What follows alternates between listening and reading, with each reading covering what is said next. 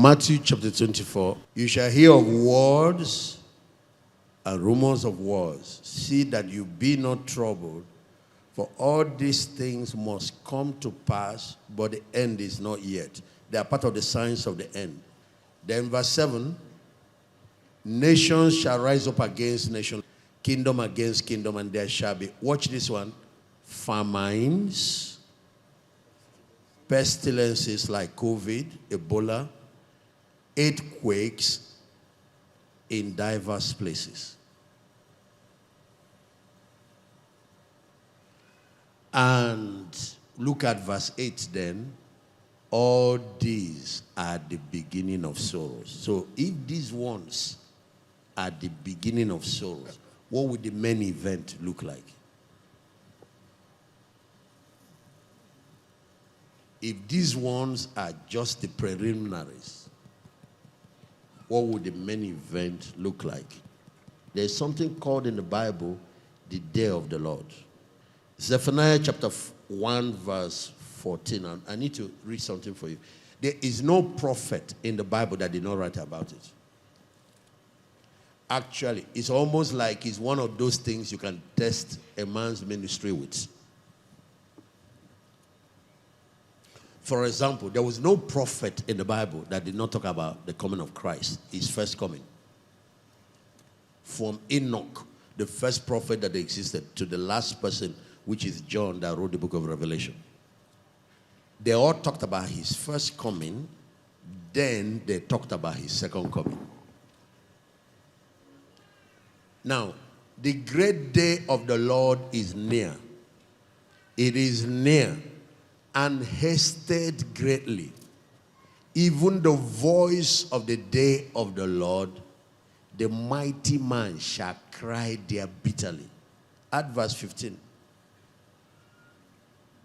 That day is a day of wrath, a day of trouble, a day of distress, a day of wasteness, a day of desolation, a day of darkness and gloominess, a day of cloud. There is nobody in the Bible that did not write about it.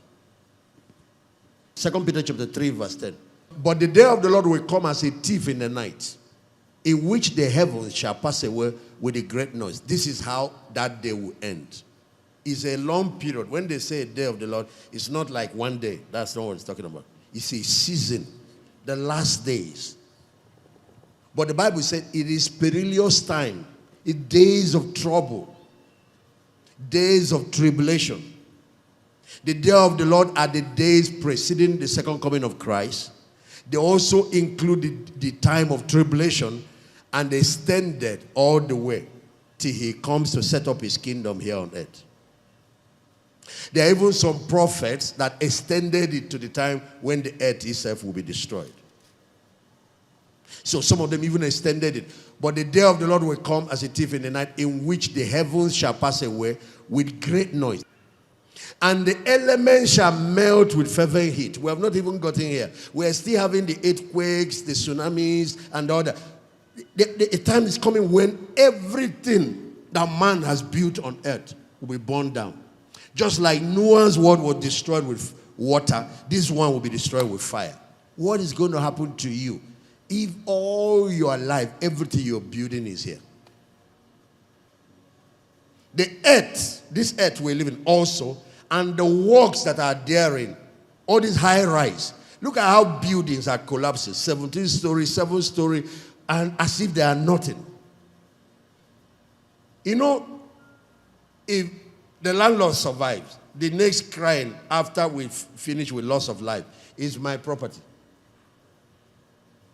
Roads were shattered. If you see what happened to roads and bridges, hospitals, markets, all the works that man has built there will be burnt up. And then verse 11 said, seeing then that all these things shall be dissolved, what manner of person ought ye to be in all holy conversation? Holy conversation is holy lifestyle and godliness. Now in verse 12. Yeah. Looking for and hastening unto the coming of the day of God, wherein the heaven being on fire shall be dissolved, and the elements shall melt with fervent heat. Do you know that there is human beings that will be burning, just like Noah's flood? People died in their millions.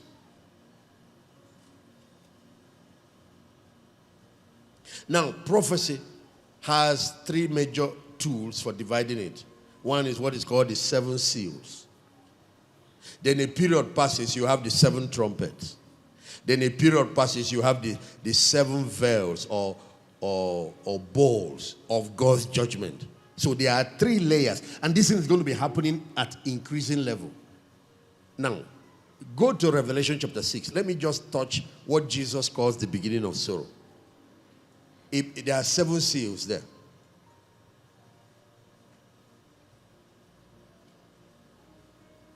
He opened the first seal.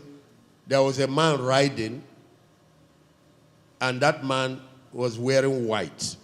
Watch.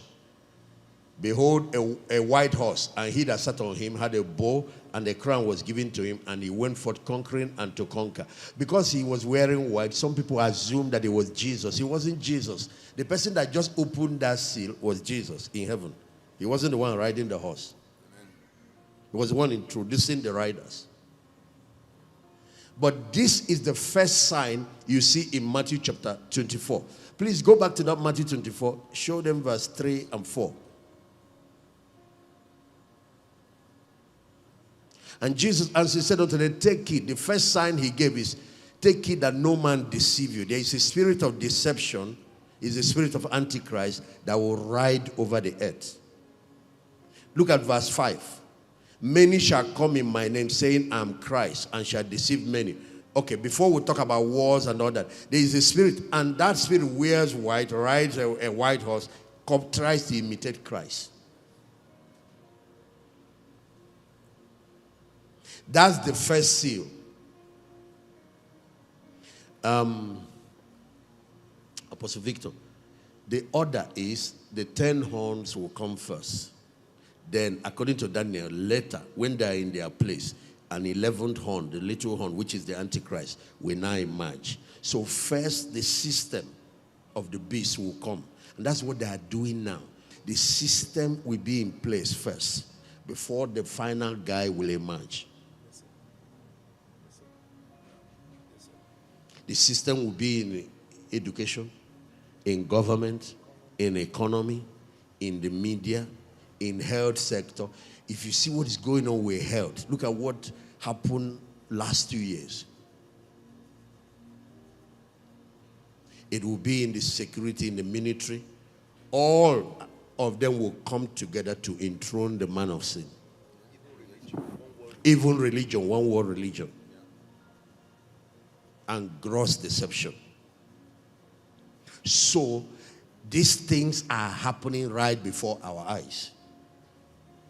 All building together towards a goal. The second seal, Revelation 2. And behold, second seal, verse 3. And when he has opened the second seal, I heard the second beast say, come and see. Then verse 4. And there went out another horse. This one is a red horse. And power was given to him that sat thereon to take peace from the earth, that they should kill one another.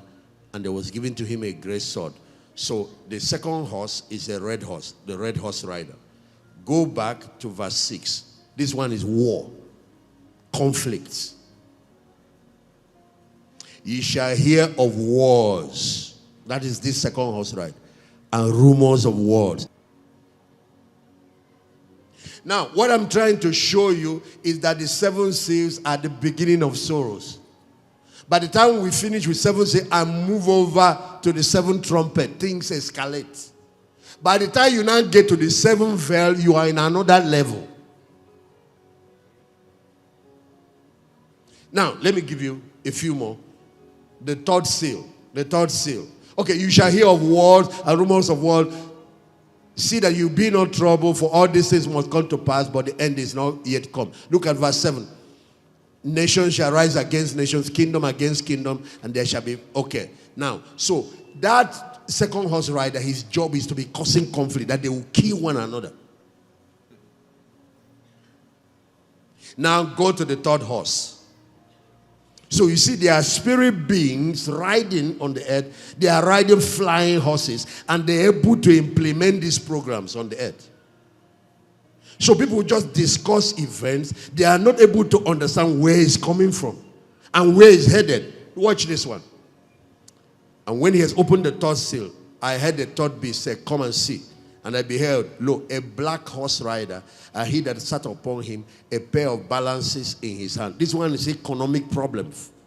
Drought, famine, recession, economy. Economy came to this black horse rider. Verse 6. And I heard a voice in the midst of the four beasts said, "A measure of wheat for a penny, 3 measures of barley for a penny. See that you hurt not the oil and the wine."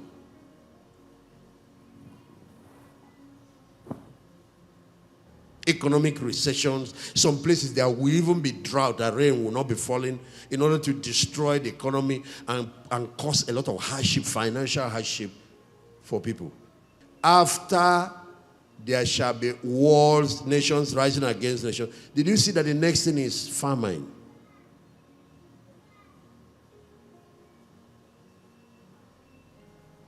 Did you see that? Go back to the fourth seal. The fourth one. When he has opened the fourth seal, I heard the voice of the fourth beast say, "Come and see." I want you to notice something that will happen here now.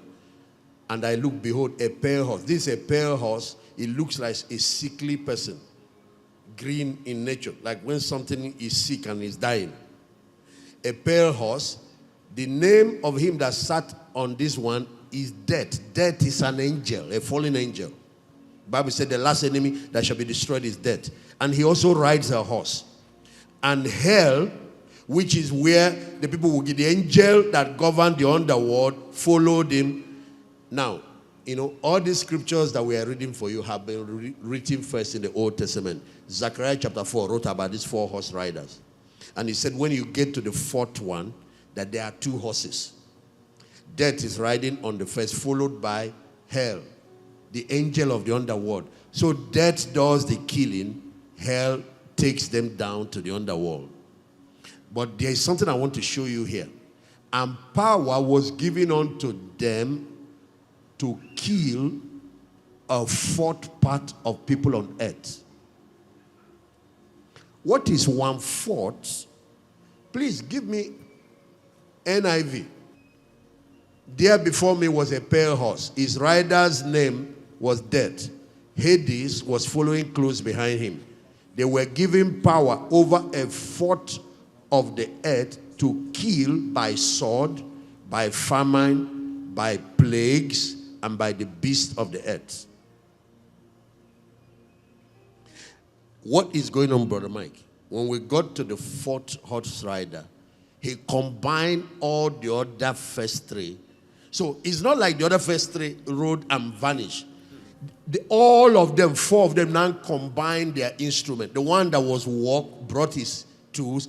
The one that was famine, economic research, combined it. So people are going to be in war, but they're also facing economic problems. And now there is plague, because the 4th rider is plague. Plague is disease, pestilence. What is that? Epidemic breaking out on earth. Like COVID. Like Ebola. And then it will be happening in the midst of other issues. The economy is in ruin. Yet this disease breaks out. Instead of one finishing and going, so that the next one will come, making life easier for people, they now combine at this stage to wipe out 1/4 of people on earth. Go back to Matthew chapter 24. Yes, go back and see the next thing. Kingdom shall rise again. There shall be famines. The next thing is pestilences. Do you see it there? What is that? Outbreak of plagues and disease, many a time without cure. Pestilences is the angel of death inspiring these human beings that are creating these viruses. Satan is working with people. It's the same way. The reason I'm telling you that is because God too needs to work with his people. The purpose of God depends on the people of God. So Satan has his men working with him. You, that is a child of God, what are you doing about the plan and purpose of God? You are just neutral. There cannot be neutral ground in the last days.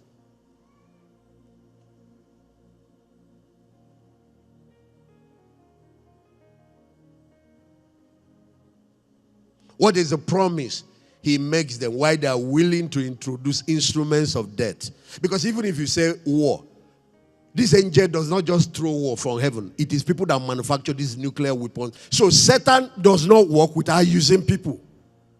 So the same way, God does not work on earth without using his own people. You have to know. You either have to be part of the army of deliverance, rescuing people, or you are part of the army of destruction. There is no neutral ground in the last days. The devil is not just coming from air and just doing. A lot of the things you're reading in prophecy, human beings are going to be involved. But there will be some others that will be done through the forces of nature. Like earthquakes and tsunamis and the rest of them.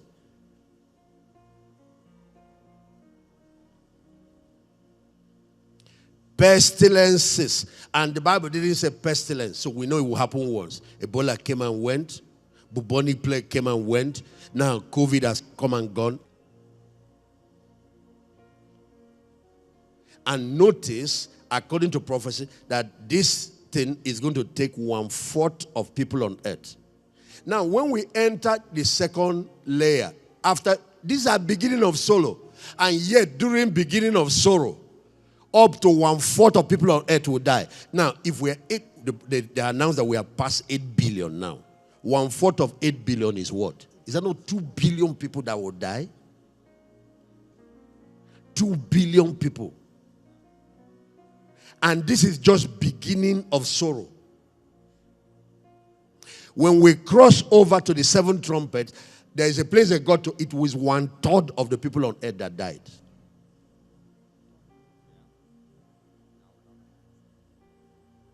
That's 1/3 of the survivors of the 1/4. Then by the time we now cross over,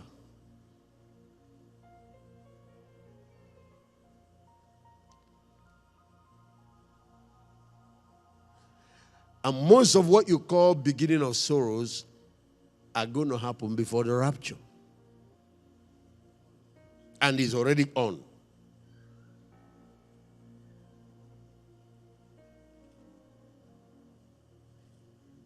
Look at it again. All these are the beginning of sorrows.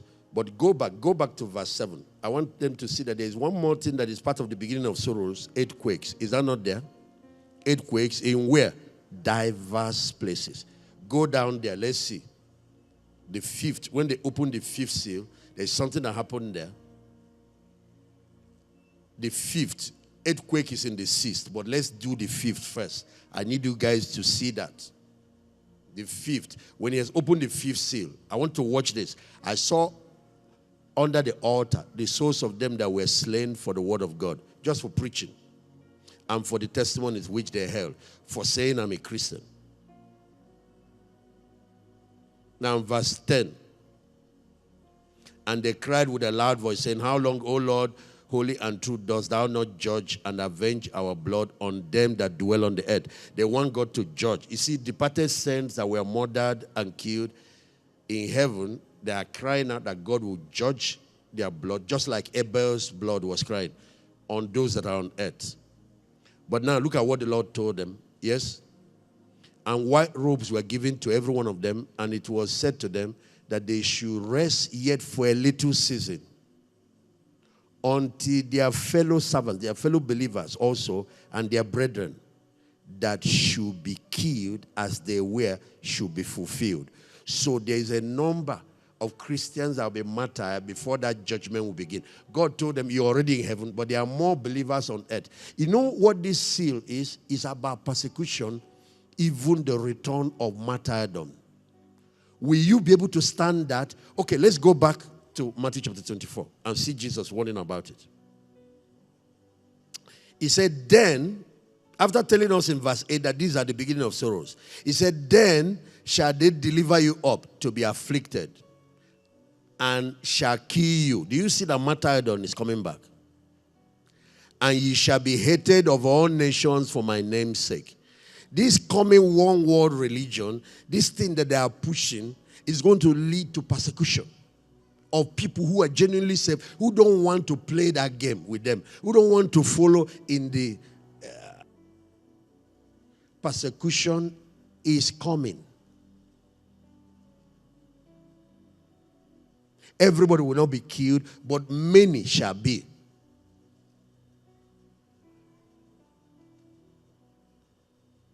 You shall be hated of all nations for my name's sake. Now watch verse 10. Then shall many be offended. You see, a lot of believers will be offended because the pastors did not warn them, prepare them. They would think, why is God allowing this to happen? They didn't know it's part of the end time program. A lot of believers will be offended and shall betray one another and shall hate one another. So this is what the Bible calls the great falling away. A lot of people that you see that fill churches, you see all these thousands in churches. Not all of them will withstand it if the men and women of God does not start preparing them. Because what many believers are being promised is that they will vanish before it comes. These ones are before the rapture. It's a place the end time event will get to, the saints will go. But not, because if we are going to go before this, then we have to apologize to the early church. Then we'll have to apologize to those ones that are already on the altar in heaven, crying. They were told that some of your brethren on earth more are going to. We have to apologize to them, because if you see it as punishment from God, does it mean that Stephen was punished? He wasn't. The Bible said everyone that will live a godly life in Christ will suffer persecution. When you understand what it is, you embrace yourself. My conviction, my faith in Christ is not for sale, in death and in life. The Bible said part of the way to defeat the enemy in the last day is that they love not their life unto death. We don't back down because of persecution. You see, many will be offended and shall betray one another. Who are they betraying? Their fellow believers. And shall hate one another. And verse 11. And many false prophets shall arise and deceive many. That first horse rider has not vanished. Just because persecution is here. He takes advantage of the situation to see if he can confuse more Christians. Then verse 12.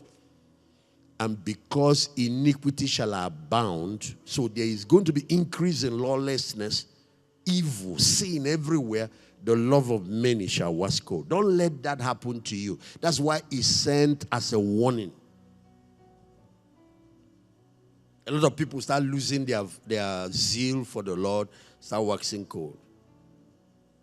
We have not yet reached that point, but it's still on the horizon. Because if you notice, almost everything to the first seal are beginning to happen. And then the sixth seal, open the sixth seal. Then you notice that earthquakes and some other events. When he has opened the sixth seal, Lord, there was great earthquake. The sun became black, a sackcloth of hair. The moon became as blood, yes? So there will not just only earthquake, there will be signs in the heavens, yes? And the stars of heaven fell to the earth as fig tree casted her untimely leaves, and when she's shaken of a mighty wind. Yes, yes. And the heavens departed as a scroll when it's rolled together, and every mountain and island, some major things are going to happen. Some major things are going to happen. We're moved out of their place. Verse 15, and the kings of the earth and the great men and the rich men and the captains, every bondman, every free man, hid themselves in the dens and in the rocks of the mountains. Yes? And said to the mountains of the rock, fall on us, hide us from the face of him that sits on the throne, from the wrath of the Lamb. Watch verse 17. For the great day, the day of the Lord I started with, of the great day of his wrath is come. Who shall I be able to stand it?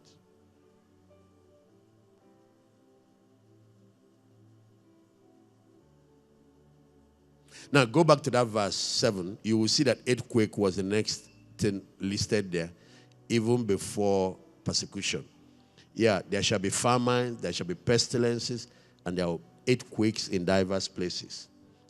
And verse 8 said, and these are the beginning of sorrows. Follow me. And then verse 9 said, then they shall deliver you up to be afflicted. If you read it in Luke 21, it said, before all this, they will deliver you up to be afflicted. Before this, they will deliver you up to be afflicted, shall be hated of all nations for my name's sake. So, persecution.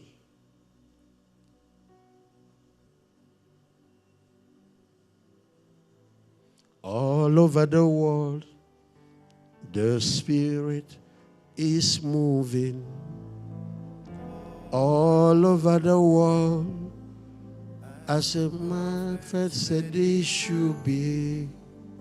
All over the world, there is a mighty revelation of the glory of the Lord.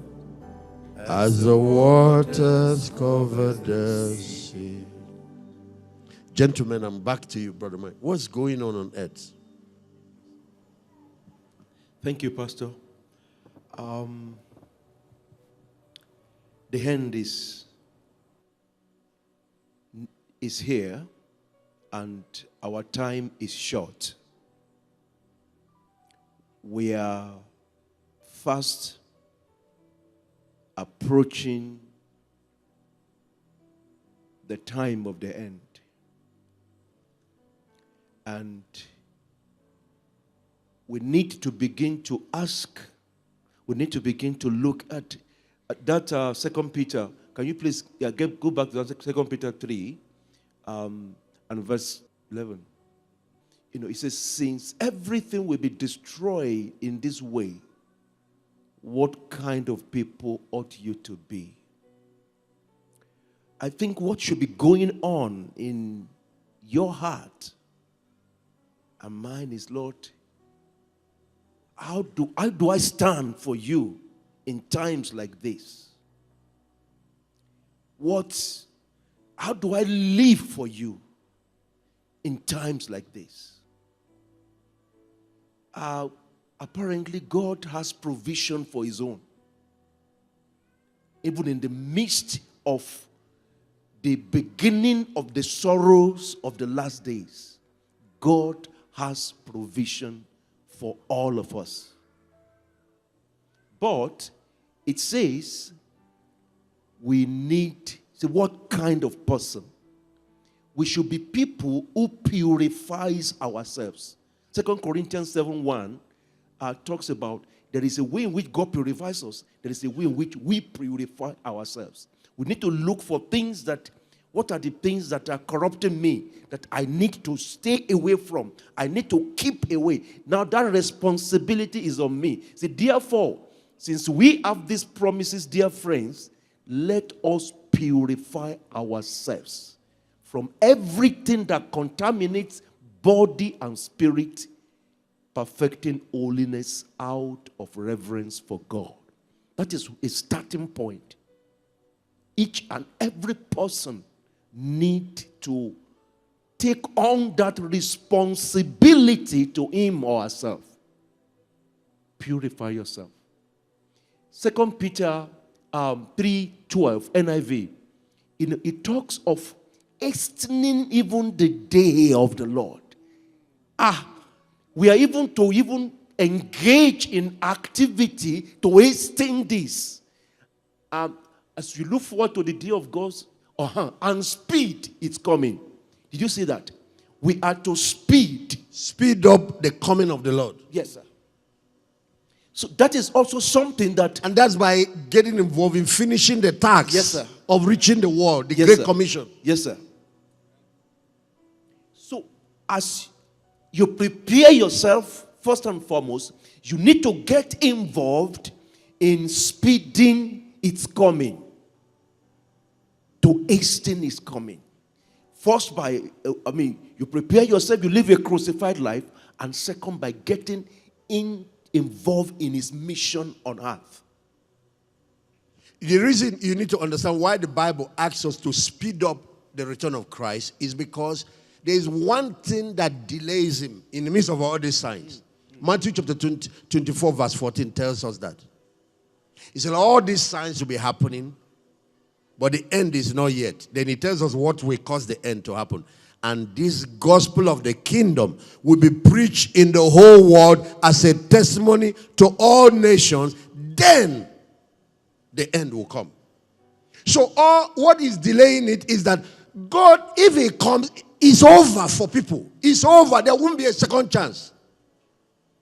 So this opportunity that are being given is for us to take advantage of it and reach everybody.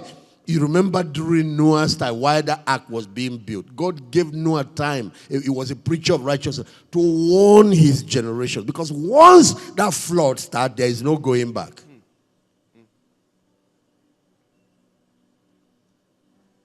There is this period that was given to Lot. When the angels came and warned him that the city of Sodom will be destroyed, they gave him this period of grace. Go, your family members, your friends, your children that were married, your sons that have started their own family, go and see how many of them you can bring out of this place. It's the same thing God is giving us now. As the signs are screaming before us,